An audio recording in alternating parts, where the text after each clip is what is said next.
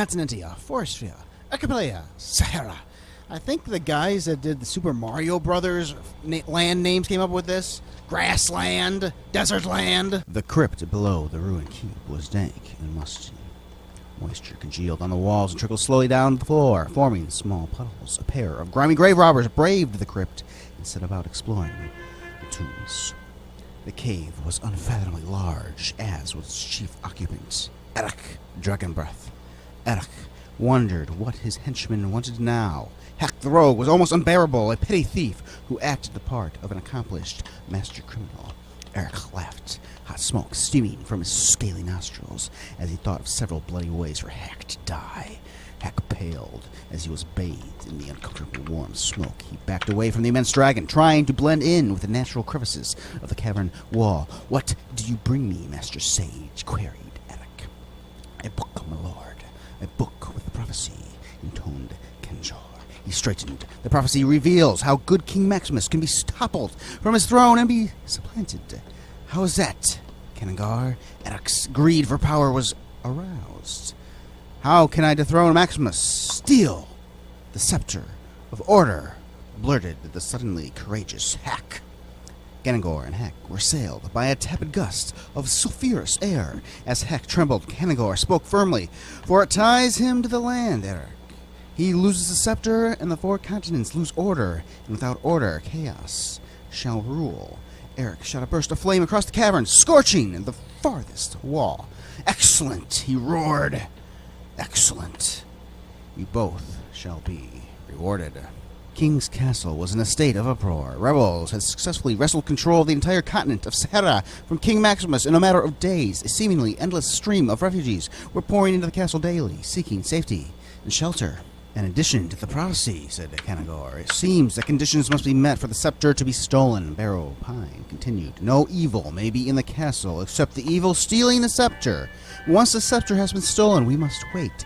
King Maximus will sicken and die soon after the theft. While he sickens, so will the land. Chaos will slowly replace order. When the king is finally dead, the demon will sit upon the throne." Murray, sometimes called the Miser, feigned sleep inside the castle walls. He slept next to the gate mechanism for King's Castle. At the appointed time, he was to open the gate and allow a band of pirates to swarm the castle, freeing those political prisoners. King Maximus rapped the table loudly with the scepter of order, silencing his remaining arguing counselors. He spoke, "We need help. The rebels are too well organized and have put us at their mercy. Their early attack on us failed because they wanted it to. They led a successful rebellion in Sahara. They subverted foreign emissaries who sit in my dungeons now awaiting execution to their cause, convincing them that they would prevail against me. What will they do next?" Maximus kept a grim determination, though. He knew that as long as he, the king, held the scepter, chaos could not come to the four continents. He raised the scepter above his head. "We will lead an army now. We will crush him once and for all." Suddenly, his advisors gasped collectively. Behind Maximus, a large rectangular void had appeared. A scaly head protruded from the void, a dragon head. Maximus, sensing that something was wrong, began to turn. He instinctively drew the scepter to his body while he moved, but it was too late. An immense claw pried the scepter of order from his grip and withdrew into the void. Looking into the void, Maximus could see the dragon who had just stolen his precious scepter. Beside the dragon was a fierce-looking demon who guffled wildly. Flames surrounded the pair, licking them, but not burning. The void closed. Maximus was frozen in place. His advisors stared at him, hoping that what they had just witnessed had not happened. Maximus collapsed, and their fears were realized. Months had passed since the theft of the scepter. The four continents were falling to ruin. All of the many castles which crossed the lands were inhabited by one of Eric's henchmen or a horde of monsters. The last remaining outpost of order was the King's Castle, where some trace of the scepter's location was eagerly being sought after. Maximus was dying. All Eric wanted now was his death, and it seemed as if Maximus was going to give him that too. Eric was patiently waiting for the day Eric's Killspite would sit upon his throne and chaos would rule supreme. Maximus smiled. A last glimmer of hope. He had a surprise for Eric and Alex. A hero was on his side. Recently returned from conquest of a ferocious, evil dungeon, the hero had agreed to raise armies and recover the scepter from Eric. Maximus would cling as long as he could to life. The hero was the only chance for his people and his land to remain pure, and the hero only had until the time Maximus died to recover the scepter. A seed of worry bloomed in Eric's mind. Resting comfortably within his newly acquired castle, Eric listened to Magnus's report with distress. They were sending a mighty hero after him to recover the scepter. Damn heroes, anyway. They always seemed able to do the impossible. But not this time, thought Eric. Not with me. I will make it truly impossible. Eric put his plan into action. He buried the scepter in a secret location and then fragmented the map into 25 pieces. He and his followers each kept a piece of the map, and he placed the remaining 8 with artifacts of power which he could not use. Let them find the scepter now. I will rule. Chaos will prevail.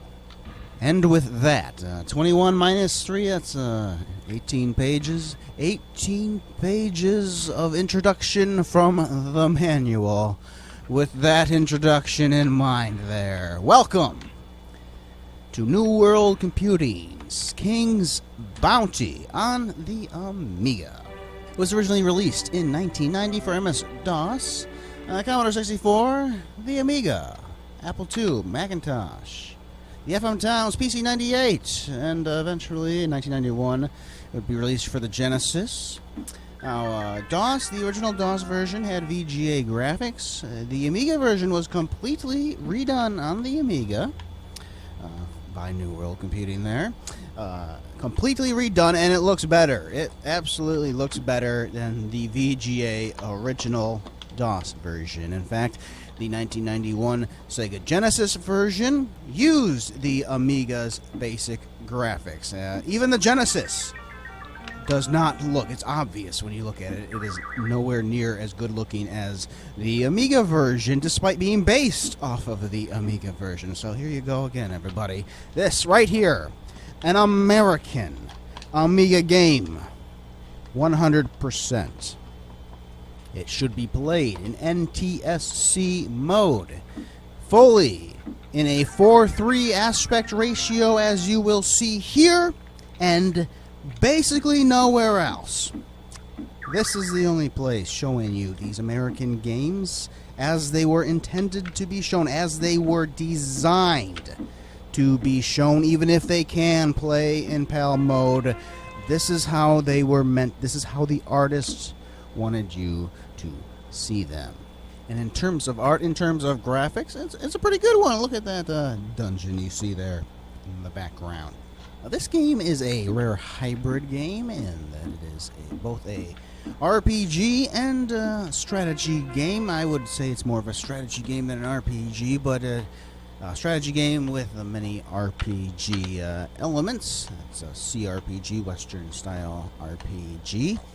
I think I've even seen some reviews that even placed it in the adventure game category as well. So that's when you know you're a hybrid, when the magazines don't know what to make of you.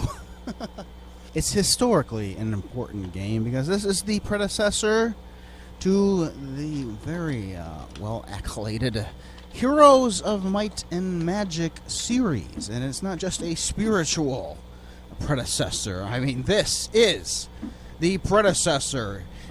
Heroes of Might and Magic, the original, should have been called King's Bounty 2. Heroes of Might and Magic 2 should have been called King's Bounty 3. This is Heroes of Might and Magic. This is the original Heroes of Might and Magic, minus the name. It is made by New World Computing. It is made by John Van Kenningham of New World Computing, the creator of Heroes of Might and Magic, the creator of Might and Magic. Everybody, please remember that before any of these games came Might and Magic. Before Heroes of Might and Magic, there was a Might and Magic, and it was around for 9 games.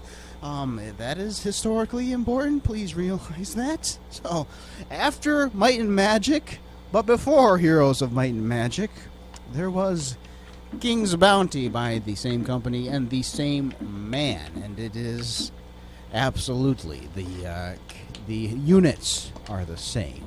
Many of the basic ideas are the same. The combat layout is very much similar.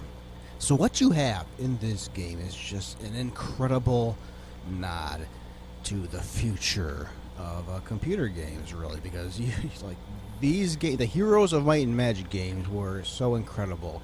They sold so well that they indeed made people forget or not even care that there was a Might and Magic before Heroes of Might and Magic. And the Might and Magic name would go on to be shilled quite extensively.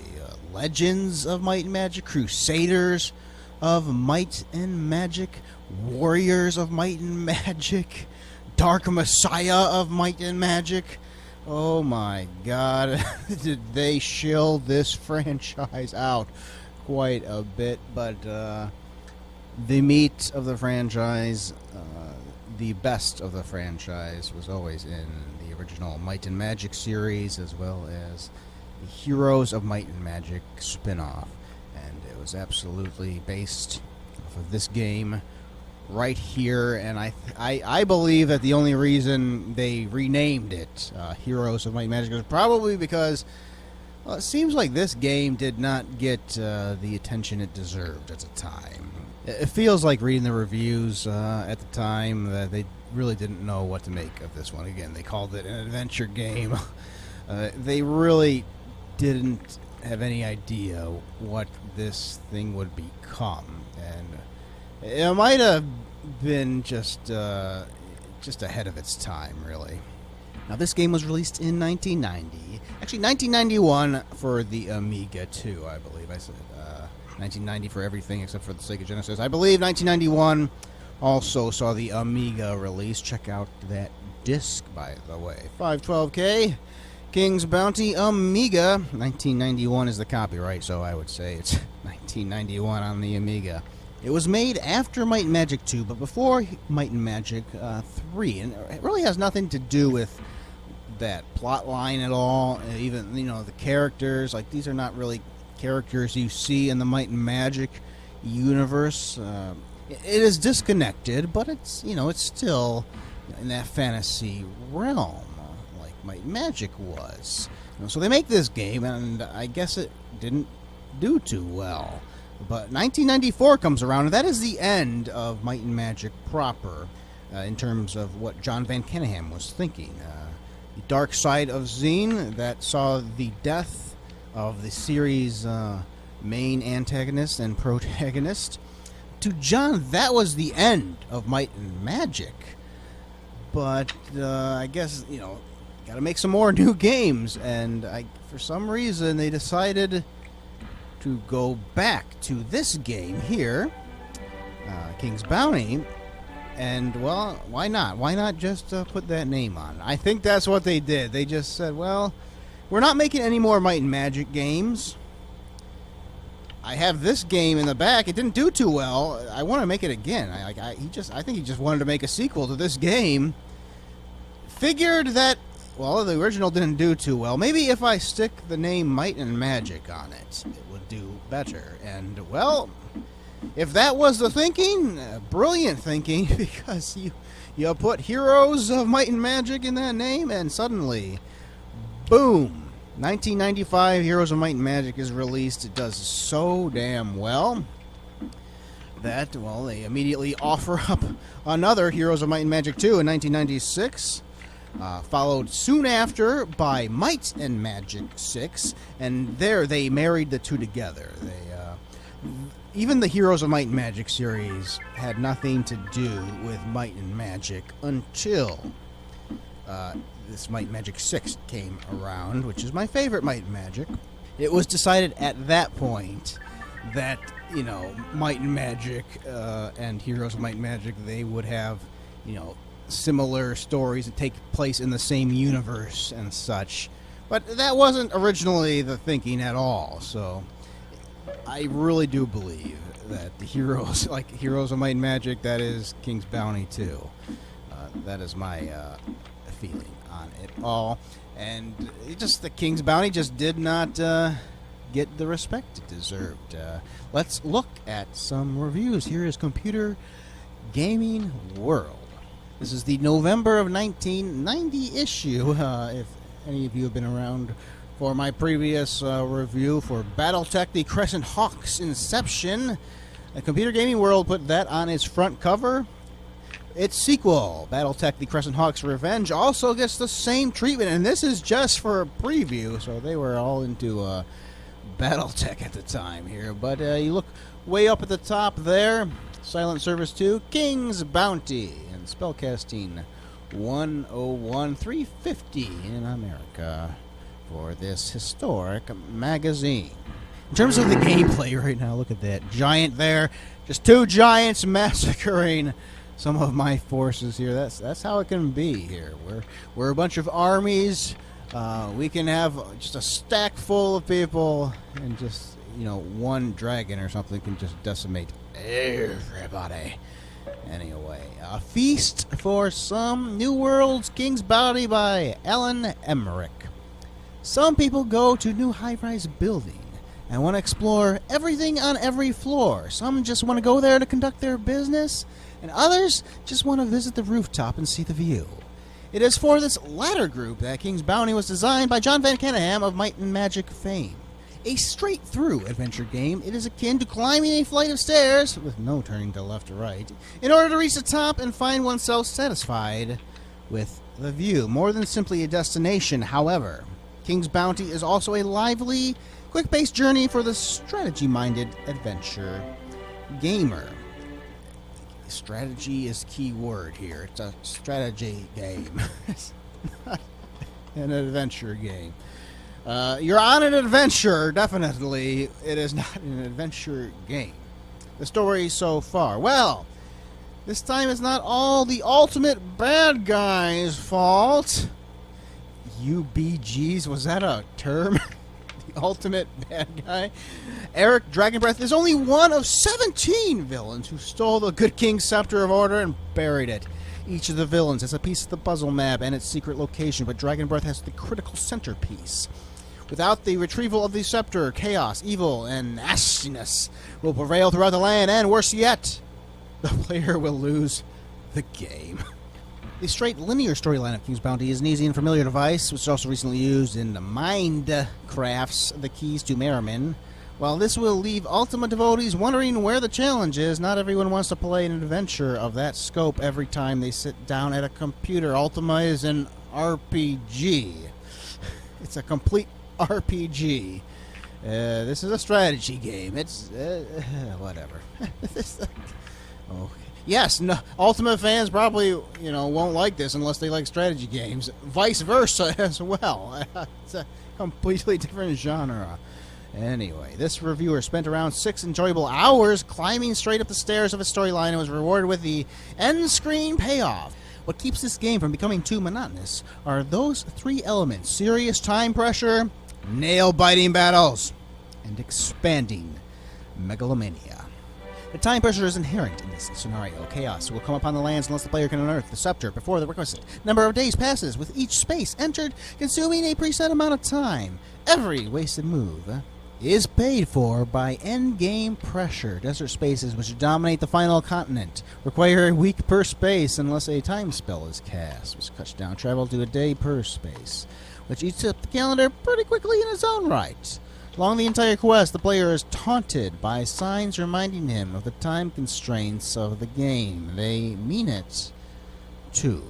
The battles are probably the most interesting part of the game, which is good since the player will be spending most of his time fighting them. Each of the up to 5 units per side maneuvers on a 5-space by 6-space tactical battle map, engages enemy units. In combat, players must be concerned about proper tactics and mixing combined arms. Trying out different tactics and techniques to use and counter the various kinds of units in the game is an important element of the game's appeal. The final intriguing element of King's Bounty is what this reviewer calls expanding megalomania. There is some sort of intangible charge that comes out of seeing one's character become a more powerful warlord, leading bigger armies, gaining an ever-increasing commission, subduing ever-larger foes, and so forth. While this is hardly an original concept, it dates back to the first games of Dungeons & Dragons, it still holds an endearing appeal when done well. In King's Bounty, this Monty Hall brand of adventuring is exquisitely executed, rewarding the player with plenty of strokes on his way to finding the scepter. Most adventure gamers who love epic games of the Bard's Tale ilk had better be reminded of a few things, like that this is a strategy game, not an RPG. King's Bounty is a quick, self-contained game of a far, far shorter duration than the current epics available on the market today. Another thing traditional adventure gamers should be reminded of is that King's Bounty is an army game of large battles and sweeping continents, not a 6 characters hit-the-dungeon variety of role-playing game. There's the key word! Role-playing game. That is what Bard's Tale is. I mean, they did call role-playing games adventure games a lot in the 80s. By the early 90s, they were pretty much used to calling, the Sierra ilk adventure games, and the Might and Magic, Bard's Tale, Ultima ilk RPGs. Whatever. If these gamers feel cheated by games which are of a more introductory caliber, e.g. if they thought SSI's Sword of Aragon was too simple, they should avoid this one. If, however, quicker, cleaner, and simpler fantasy strategy games are one's forte, this is a feast of fun at the King's Bounty. Alright, so a few things about this one. Number one is he doesn't know his market here. I mean, it's a multi-genre game. It does have role-playing elements in it, but at its heart, it is a strategy game.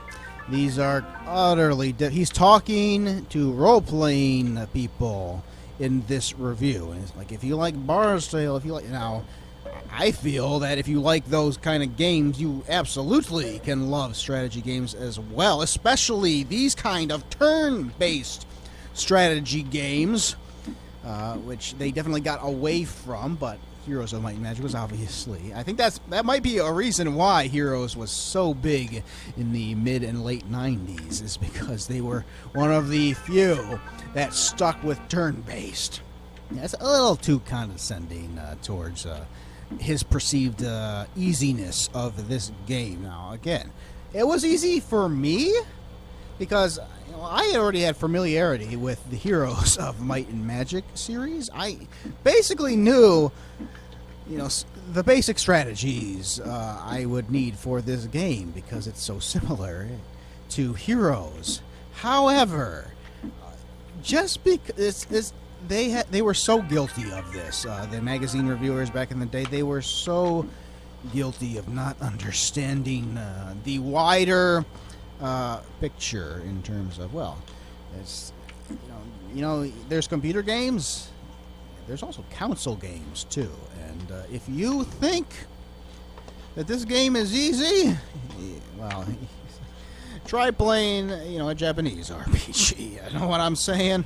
And I know that sounds condescending too. I'm offering it for perspective of that time period. Again, like Japanese RPGs absolutely have I love a lot of those. They have great appeal, great storyline and stuff. And you can absolutely enjoy them, even if maybe they are a little less challenging than a Western RPG. But they have challenging moments as well. This game has challenging moments. Just because I found it a little easier, I still understand what the majority of people, are going to think of when they come to a game like this. And this is, in terms of everybody, this would be a more difficult game. Absolutely. It's that kind of living in your own bubble that got the computer gaming industry in the shithole that it is in today, in that, there are no more RPGs. There are no more Western-style RPGs except for the MMORPGs. You know, it's deleted. Deleted. There are no more adventure games for the most part. Deleted. Gone. There are no more strategy games for the most part. Deleted. These were the top-selling games of the 80s and 90s for computers. They're gone now, and I think part of that has to do with, you know, these people are in their bubbles. They don't even think of anybody else. They get in this, you know, like-minded thinking. They think, this is an easy game. Don't get this easy game. Maybe you should have touted this easy game, and it would have helped a hell of a lot of people who were in the console market or something. You know, endear themselves to some computer games. They never think about that kind of stuff, and to their detriment in the long term, I feel. And well, you'll see some reviews later on that they differ, and you know, some other people think this is quite a challenging game. Back in the day, they thought this was a challenging game, and it is. There are battles that are super challenging, even with my experience with the Might and Magic universe. And I think this guy is very guilty of, you know, a typical reviewer mistake, and this is very prevalent today with YouTube reviewers, is that he just dived in completely, and as he said, he finished it in 6 hours or something.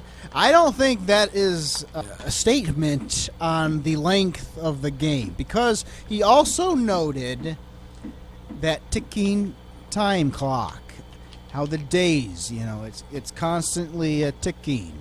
You know, it's that is always on your mind, and it sounds as if he barely got to the end of the game before that time clock ran out, and he was very concerned with it.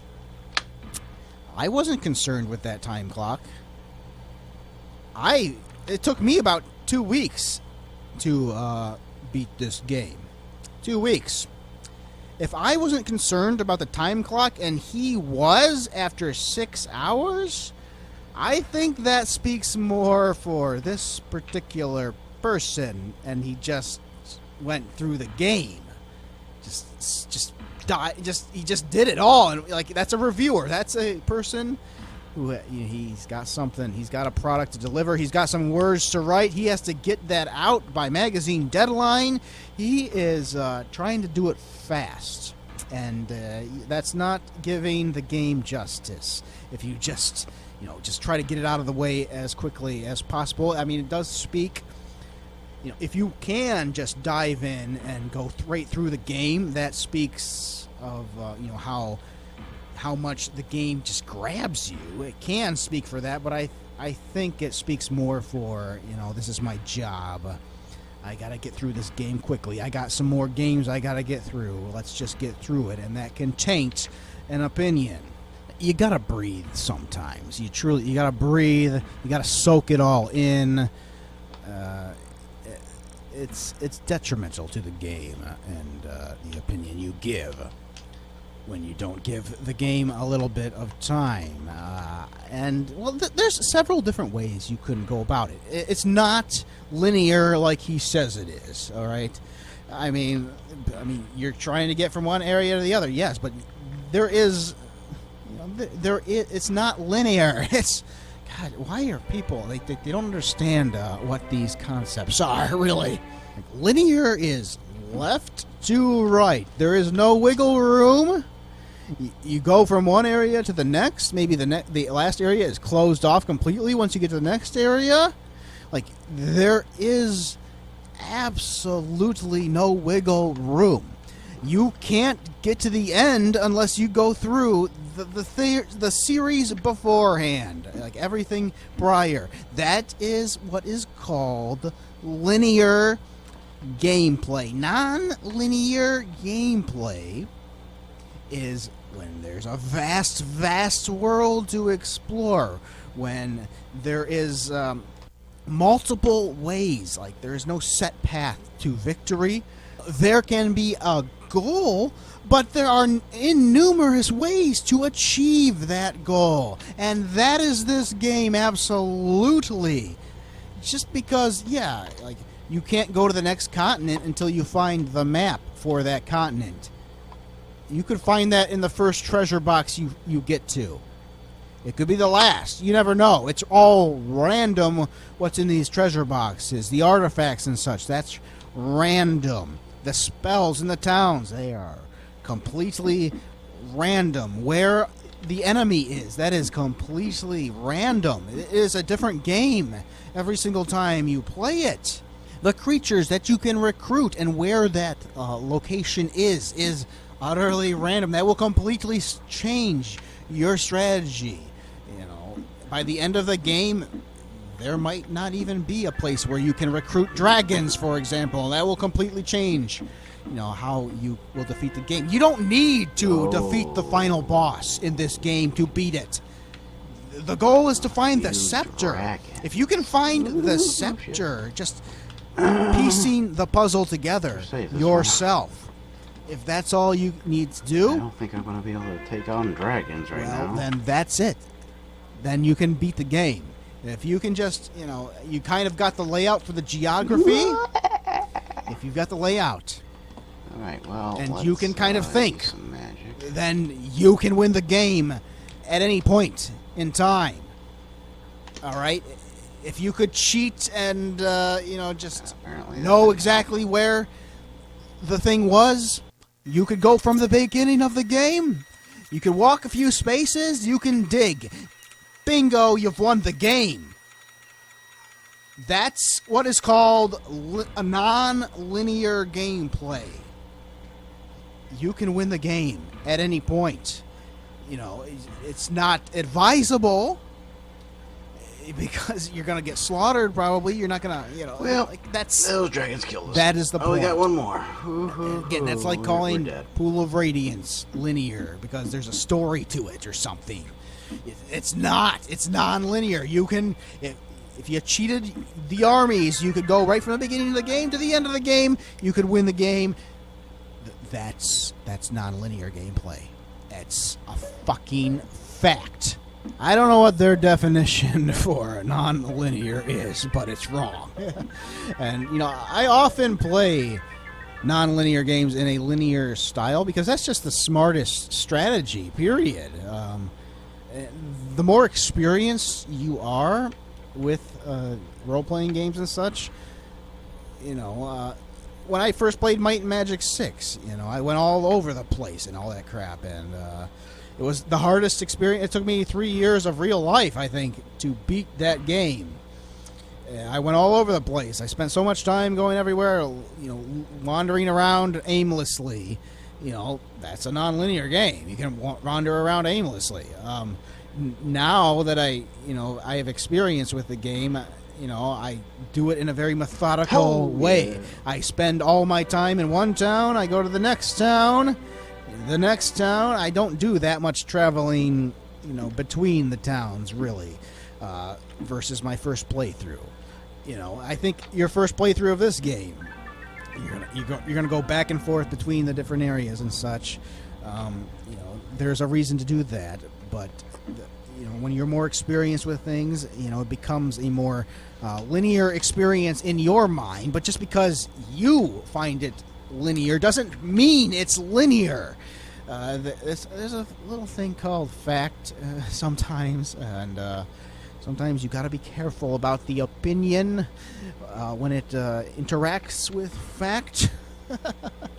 I mean, overall, the guy, I think he gets a kick out of the game. He says it, but it's that underlying kind of nastiness there, you know, because he has these other games that he obviously likes more.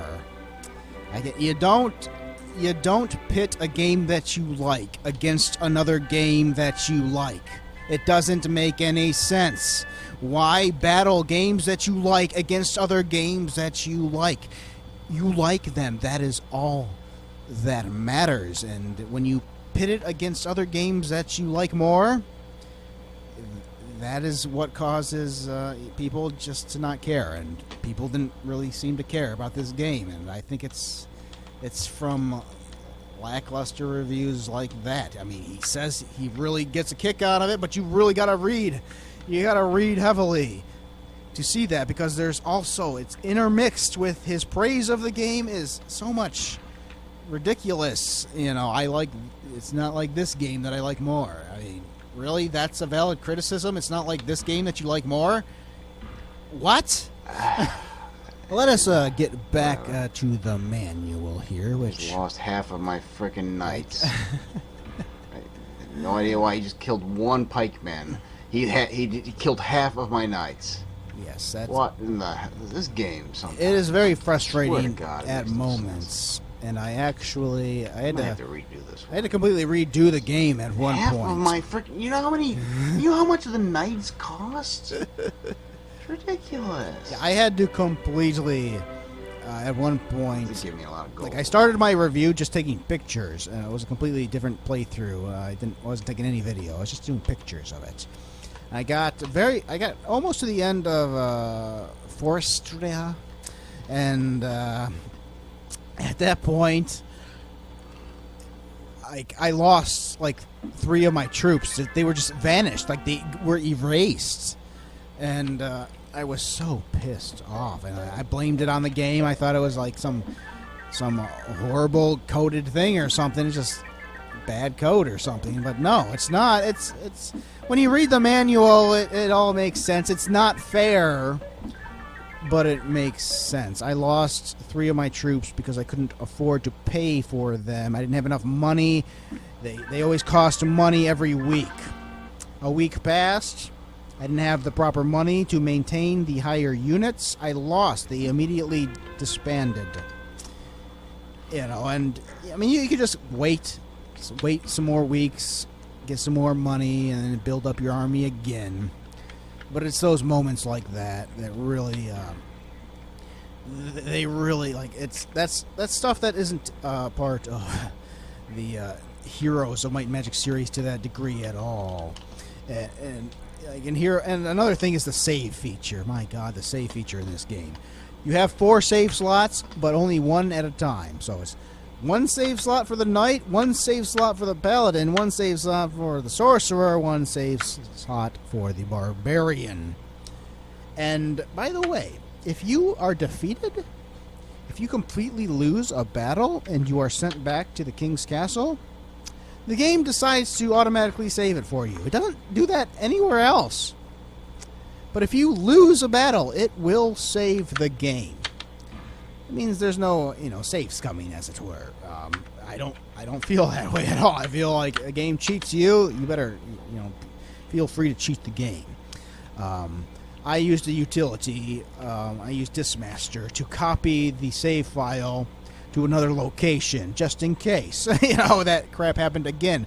That's the learning experience. I just went into the game. I didn't read the manual at first. I went into the game.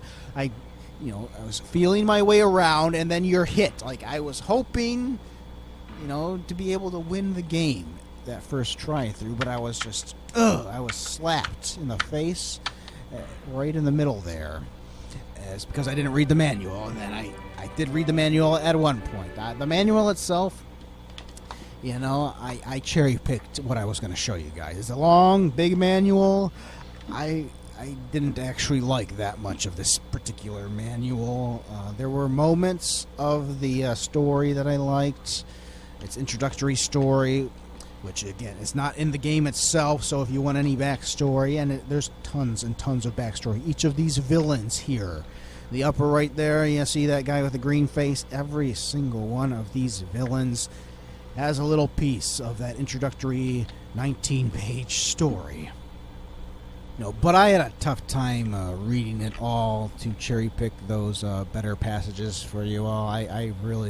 I wasn't liking the backstory read myself. I think I prefer the more, the background of the land that we're in, going back thousands, hundreds, a couple years, even months or whatever. I like that kind of, the backstory of the people, the main people, the land itself, that is the lore I like to read. I don't like to read, this is just stuff. There's 17 different villains, and they gotta put a little piece of the pie there for them, so you think that there's some kind of a backstory. I wasn't too much of a fan of the backstory. Here we have the artifacts. There are all these artifacts. The game itself, when you come upon these artifacts, there are 2 for every continent. When you come upon these artifacts, it doesn't say anything about the artifact other than what the artifact is. Well, here you have it. The 8 artifacts of power strewn across the 4 continents. The artifacts of power each have a special ability which can greatly aid a character. Also, for each item found, another section of the puzzle map is recovered. Following this description of each of the 8 mighty devices, the Amulet of Augmentation, this wondrous item, when finally attained, amplifies the spell power of any class. A boon to spellcasters everywhere, especially barbarians. It is often fiercely guarded. The Anchor of Admiralty, awarded to patrons of the oceanic arts who greatly contribute to the well-being of mariners. The Anchor of Admiralty is a symbol recognized by seafarers everywhere. When acquiring a boat, the rental price will be significantly discounted for the bearer of this artifact. So I believe it's 500 a week normally. It will go down to 100 a week when you use your boat, which you will be using quite often in this particular game. Much more than the Heroes games, I would say. Yeah, every single one of these things, it gives you a benefit. Let's go to the second page here. The Crown of Command, this phenomenal item appears as a simple gold crown originally crafted for a vanquished line of kings. It has entered public circulation. When worn, the Crown of Command effectively doubles the leadership ability of any character class. Leadership ability is extraordinarily important stat in this game. You really got to have great leadership. Otherwise, your characters go berserk all the time and will start fighting you. Ring of Heroism, good luck becomes great. Impossible odds are beaten. Right, and events suddenly have a way of ending up profitably for the bearer of the ring. The Sword of Prowess, said to be forged by the gods themselves. Whoever wields the Sword of Prowess fights like a warrior possessed. Likewise, his companions or followers are also imbued with the sword's arcane power. Damage done is heartily increased with every blow. You want to win the final battles of this game, especially when you are pitted against dragons, around 200 dragons, especially with a smaller army. There's innumerous ways to go about winning this game, but one of the ways to do it is by getting all of these artifacts. And here you have the Sword of Prowess that will increase your damage when you would have been slaughtered previously by some of these creatures. Here we are flying. We're flying. I gotta say, this was really, really cool to experience, because this ain't in no Heroes of Might and Magic game. We're flying. If you have all flying creatures in your army, you can get on top of them and ride them, and that will greatly make faster your movements over this desert in the final area. Again, you'll see there, look, 377 days left to save the kingdom. I'm not running out of any time here, am I? It's like I'm in the last final area here. It will go down quite a bit for strategy reasons. I ended up waiting several different weeks to get my army up, because the final battle itself is extraordinarily difficult one. We got a lot more to get to. Here is a review from ACAR magazine. I don't know what these acronyms stand for. I think it's an American magazine. It lists U.S. prices, $49.95 for a Harpoon here. It doesn't have a price for King's Bounty, though. But he kind of talks like an Englishman, though. I think the name says it all. You are a bounty hunter for a bloke known as King Maximus. Now, this king was a bit careless and left his scepter of order lying around. Eric, Dragon Breast henchmen stormed the castle and stole the scepter and plan on using it for their own evil ways. King's Bounty is an adventure game. Another one of these people. Actually, he says adventure game, strategy, and action game all in one. He leaves out the role-playing action. I don't know about action. action. The graphics are in the format of the Ultimate series, and the music effects are also good. There's basically no music whatsoever. The FX okay, but not that much. I don't list the music as the strong point of this one. To start the game, you have to pick a class. You start on the island of Continentia and have to find 7 villains and a map to go to the next island. I am a person hard to please, and I don't really like adventure games, but this one is the best I have played, and it is recommended to all adventurers. It's also very addictive. It gives it an 84%. I think that was probably the highest review I could find in English. Here's a review from Amiga Power, a British magazine. I guess it was £25.99 out in Europe. Oh no, not another one! I'm an awful long way short of being the world's biggest fan of these D&D fantasy role-playing things, so after Death Knights of Krynn, I was less than thrilled to get this one to review as well. Imagine my surprise, then, when I found myself spending the best part of the day playing it and having a pretty good time into the bargain. I hate to keep bringing up the comparison, but this reminds me strongly of Julian Gulp's Chaos and Rebestia, mostly in its high-level accessibility, playability, and presentation. Menus and stats are kept to a minimum, replaced by intuitive and logical controls and lots of action. King's Bounty also boasts respectable graphics, a more than sufficient amount of speed, and fairly minimal disk accessing, and a plot that's so easy to pick up I didn't even have to read the manual for the first 3 hours of playing. That's similar to me there. If you've ever fancied getting into this kind of game, but have been put off by the sloppy, half-baked programming design that is D&Ders seem to have to put up with, this could be the very game for you. Really, I haven't got the space to tell you about it properly, but trust me, if you're anything but the most die-hard zapping fan, you'll love this. Against my expectations, this actually very good indeed. For once, a D&D FRPG has been written to 1991 Amiga standards, and it's a bloody good fun. Why not give it a try? 84%, so the same percentage as the last one. Well, that was a pretty. I mean, I resent his sloppy, half-baked programming and design that he is talking about the gold box games there. I want to give my middle finger to him about that. Those are they're absolute world-class, Hall of Fame-worthy games. But it's important to see that British perspective there. What did they say? Like, they can't get into the D&D games at all, these role-playing games, these Champions of Krynn, which was the first role-playing game I ever played, by the way, was Champions of Krynn. Actually, it was Death Knights of Krynn. I absolutely loved the Krynn series there. Anyway, look at that perspective, and then look at the previous American perspective, where they were saying, well, it's just too easy, compared to what they were playing. I bet to this guy here, it's so important to realize the cultural differences, to highlight them, to realize they exist, and then talk about them and come to an understanding. That's the only way you get people to understand you, and to get you don't have to like what I like, and I don't have to like what you like, but if we talk about the differences.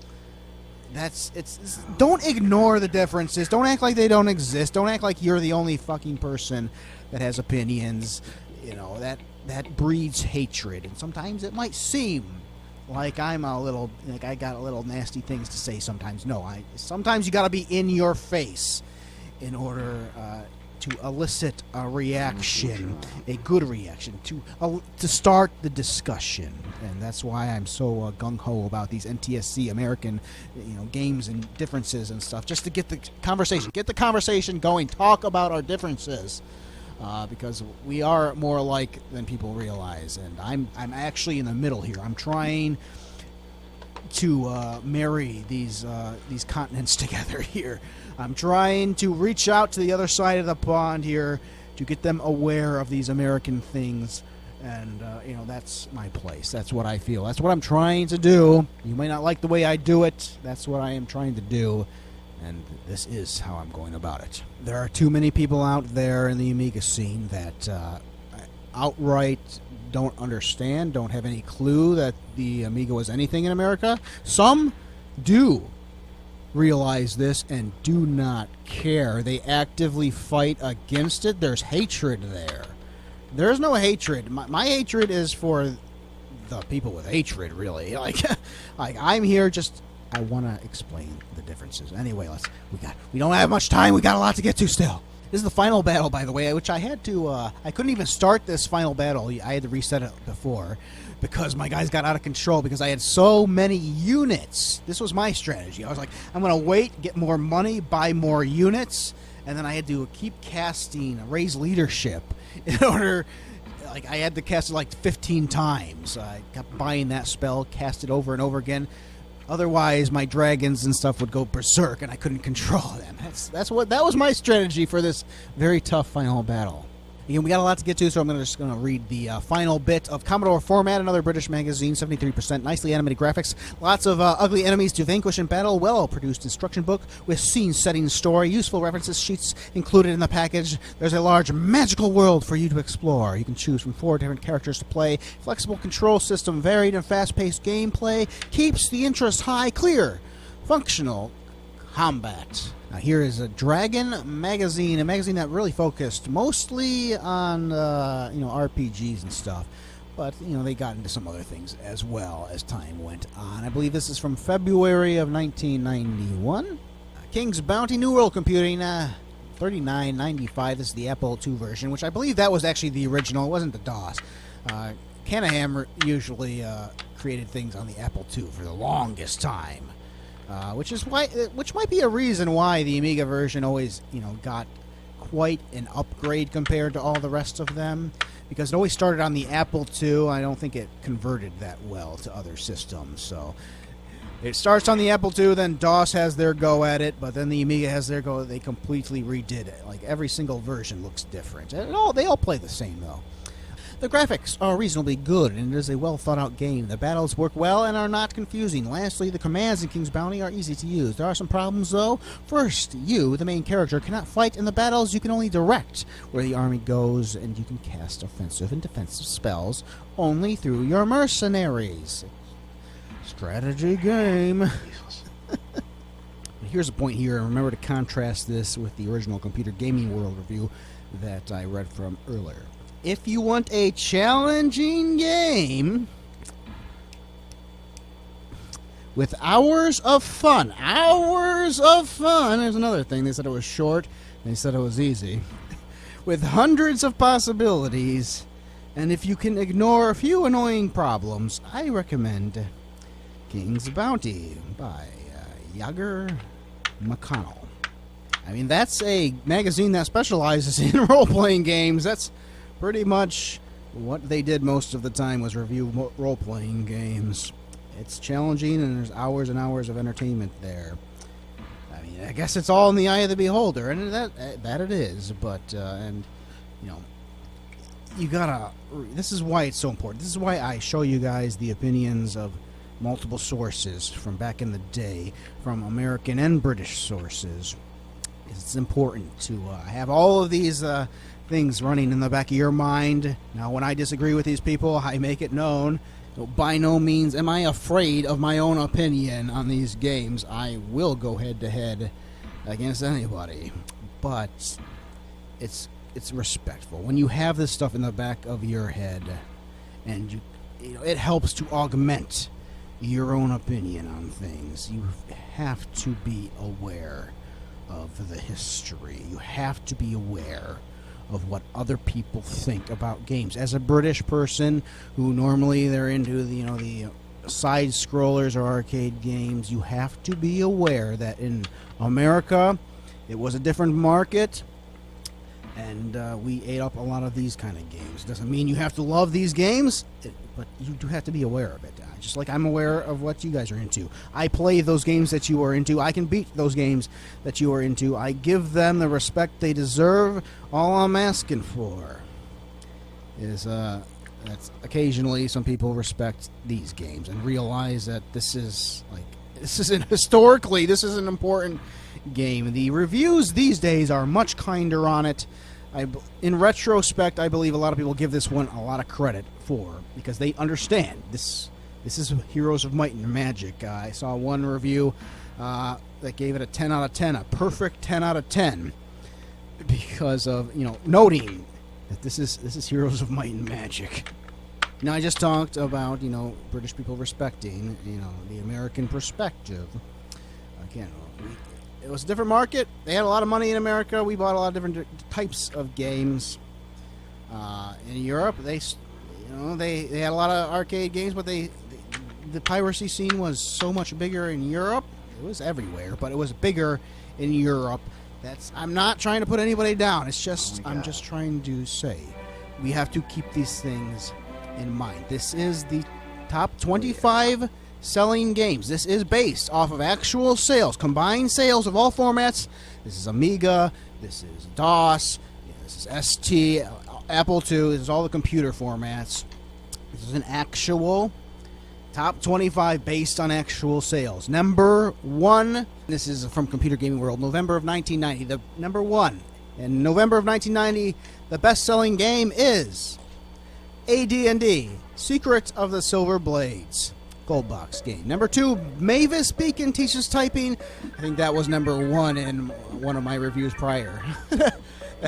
that one stays on the top at all times. An educational game. Always at the top seller there. Their Finest Hour, The Battle of Britain. Champions of Crit, another gold box game. PGA Tour Golf, a sports game. Attack Chopper, AD&D, Dragon Strike, Defender of Rome, The Hunt for Red October, Chessmaster, 2100, Trivial Pursuit, Populous, Might and Magic 2, Starflight, Loom, Life and Death, 688, Attack Sub, F-16 Combat Pilot, Starflight 2, Altered Beast.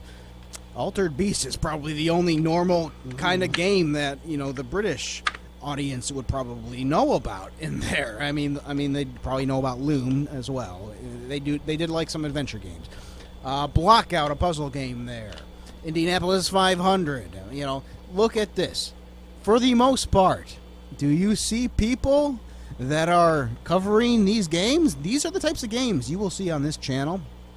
I'll do all kinds of games, but I will always get back to these games. It is important to show off these games. It is important to know, to historically understand that these games sold. These games are not talked about anymore. It's not just because it's sold doesn't mean it's great, but to never talk about them, it's different. I will continue talking about them, and I will continue getting the best scores imaginable. I believe this is the best score I have found online for this game. Not by that much. I found a long play that had a little. I think he had 104 or something like that. I got just a little bit more.